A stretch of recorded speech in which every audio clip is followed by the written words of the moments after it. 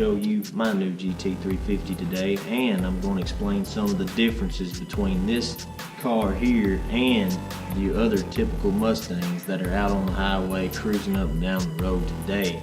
I'm going to show you some of the things that make this car unique and stand out in the crowd coming up.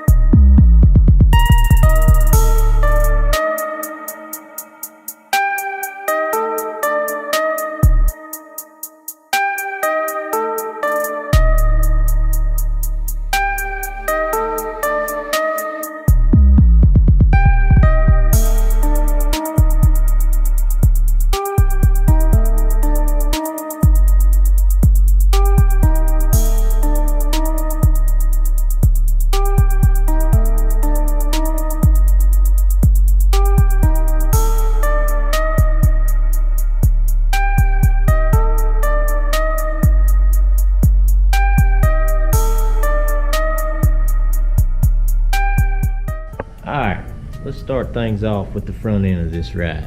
What makes this thing so unique is this new front fascia they designed for the Shelby GT350. This is a very awesome looking, aggressive looking front end they come out with this on this car, and I think they did a very good job at it, even down to the splitter on the bottom where it shows Shelby. The grill is awesome. I believe the grill is carbon fiber. I'm not 100% sure, but they topped it off with the Cobra snake in the GT350.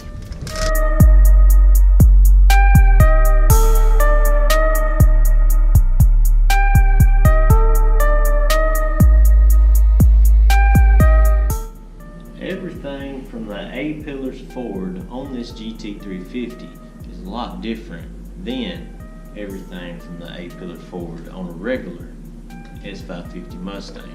This includes the hood, the fenders, front fascia, the splitter, the wheels, the brakes, the suspension, the engine, the radiator support, even down to the ball joints. Everything is different on this platform for the GT350 and 350R models, except I think the only thing they share is the headlight itself.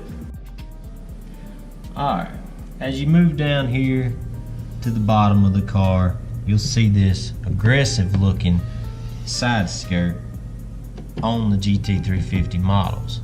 As you can see, we got a little aerodynamics going on here. The only negative thing about this is it likes to trap dust and rocks in here, which I think there is companies now that make some kind of rock blocker that goes right into here, which stop that issue. Alright, here's our old 2015 Mustang GT Premium. This car, as you can tell, the front end was a little different than the new GT350 that I have. You can see that the front fascia is different. You can see that the hood is different. I mean, this car is awesome. And moving along down to the side, you can tell that the fenders on the GT350 is different. The side skirts are different. The wheels are different. The brakes are different. On this car, my GT350 now has a track pack spoiler, whereas the Premium had just a little bitty spoiler. But I mean, both cars are awesome in their own way. I love both cars. Wish I could own both cars, but I can't own both cars. They're just both incredible cars. I just happened to come up with the GT350. And also note that I said the wheels was different on both of these cars. That GT Premium that I had, I did have a set of race stars on it. Those was not the original wheels, just in case if anybody was wondering. Now the biggest difference in these two cars is that my old Mustang, GT Premium Mustang, it had a 5-liter Coyote V8 in it, dual overhead cam. This motor was rated at 435 horsepower at 6,500 RPM and 400 foot-pounds of torque at 4250. As far as the crankshafts are different in these platforms. The motors are basically the same, but the big key difference here is the crankshaft. The Coyote has a cross plane crankshaft, whereas the Voodoo in my GT350 has a flat plane crankshaft, which that's what helps this car rev all the way to 8250, the GT350 that is. Now, as for the power output on the GT350, you're looking at 526 horsepower at 7,500 RPM and 429 foot-pounds of torque at 4750. Although the car itself, GT350, is a lot more powerful on the horsepower side, the torque spot of the GTs just feel more responsive on bottom end. They feel a little bit more torquier on bottom end, but on the top end, the GT350 engine is where it really comes alive. Alright, moving along to the wheels. As you can see, we got some aggressive looking wheels here. Probably not as aggressive as the R model, but these are 19 inch by 10.5, I believe, on the front and 11s on the back.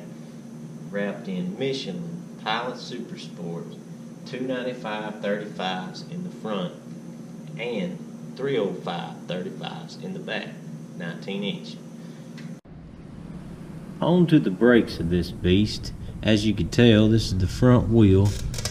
We have 15.5 inch two-piece rotors along with our fixed 6-piston Brembo brakes in the front.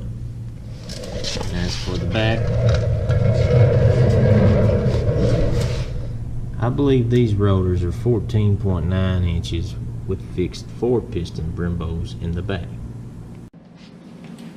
Alright, moving along to the back of this GT350, what you'll find different between GT350 and your regular Mustangs is the rear diffuser down here, fully functional by the way, and your quad tip exhaust, which is active.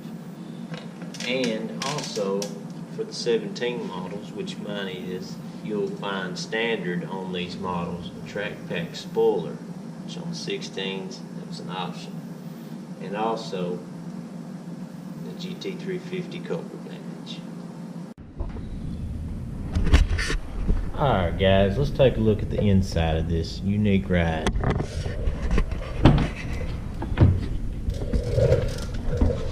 First off, the very first thing you're going to notice is the steering wheel. As you can see, the bottom of this steering wheel is flat compared to your regular Mustang models. Also, you got a Cobra badge over the horn here, and is wrapped in Alcantara suede.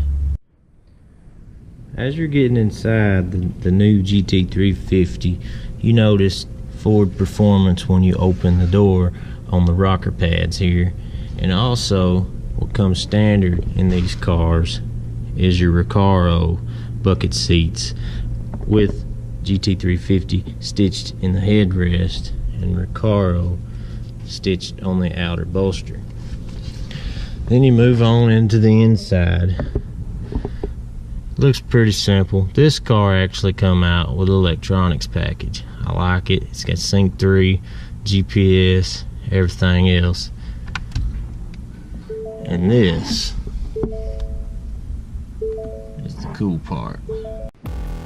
Alright guys, that wraps up the video on my GT350 and my old GT Mustang Premium.